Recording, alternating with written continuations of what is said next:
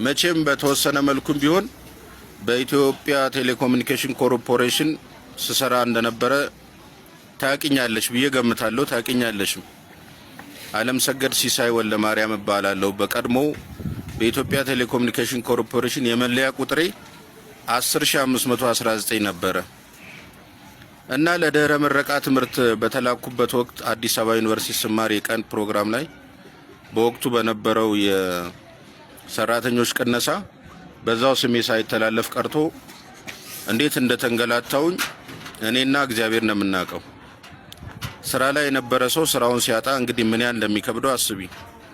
ከዛ በኋላ ፍርድ ቤት ጉዳዩ ደርሶ የመጀመሪያ ደረጃ ፍርድ ቤት የመናገሻ ምድብ 3ኛ ፌዴራል ፍርድ ቤት ችሎት የስራ ክርክር ችሎት ወደ ስራ እንድመለስ ቢወስንልኝም ስልጣን በሌለው በወቅቱ አዋጁ እንግዲህ ካንቺ በላይ ያው ስራ አስፈጻሚ ነሽ፣ የህግ መመሪያ ክፍሎችንም አሁን ታውቂያቸዋለሽ። የዛን ጊዜ የነበረውን አዋጅ 37796 አውጥተሽ ብታዩ የከፍተኛ ፍርድ ቤት ጉዳዩን ተቀብሎ የማየት ስልጣን የለውም ነበረ።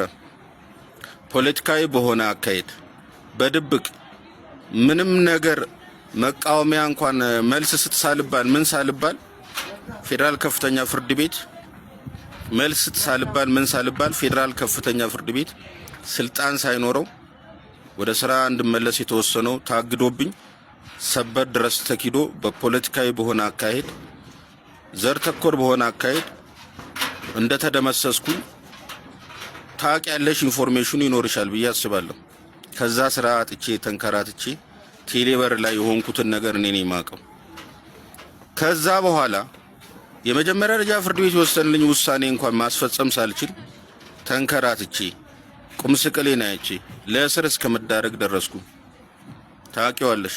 ከአመታት በኋላ በእንባ ጠባቂ በኩል አስጠይቄ ነበረ። በእንባ ጠባቂ በኩል አስጠይቄሽ ነበረ። ነገር ግን ጉዳዩን መልሰሹ ወደ እነሱ ወደ ህግ ክፍል መራሹ። ህግ ክፍሎች ያደረጉት ምንድነው? እኔ እንዳልመለስ ነው ፋይት ያደረጉኝ። በጣም ለፍቻለሁ። እዛ መስሪያ ቤት ትራንስሚሽን ላይ ነበርኩኝ። ቴክኒሻን ሆኜ ብዙ ሰርቻለሁ። የቻል ላይ ብዙ ሰርቻለሁ። ግን አንድ እንኳን የአገልግሎት ሳልቀበል እንደዛ ሆኜ የተገፋው ሰው ወደ ስራዬ መመለስ እየቻልሽ እንደገና ለህግ ክፍል ጉዳዩን እንባ ጠባቂ የጻፈልኝን ነገር ወደ ህግ ክፍል መርተሹ በህግ ያለቀ ጉዳይ ነው ተብሎ መልስ እንዲሰጥበት ማድረግ አልነበረብሽም። ወደ ስራዬ መልሱት። የተገፋ የተበደለ ሰው ነው፣ አገልግሎ ለፍቶ ያለምንም ነገር ሜዳ ላይ የቀረ ሰው ነው ብለሽ መመለስ መቻል ነበረብሽ። መስሪያ ቤቱ ላይ ያደረኩት ግፍ የለም፣ በደል የለም፣ አገለገልኩት እንጂ ስንት ከመስሪያ ቤቱ የሰረቀ የዘረፈ እንኳን ታስሮ እየወጣ የተመለሰ ነው። አገልግዬ እንኳን እንደዛ መገፋቴና ለስቃይ መደረጌ። ለማንኛውም አሁንም እኔ ተቀጥሬውን ከተወሰነች ጊዜ በኋላ በትንሽ ደሞዝ እየሰራው ነው። የቴሌ ስራዬን ወደዋለሁ። ብዙ ስልጠናዎችም የወሰድኩት እዛ ላይ ነው። ደሞዙም የቴሌ ነው የሚሻለው። ለኑሮ ውድነቱ የሚሆነኝ እሱ ነው። አሁንም ቢሆን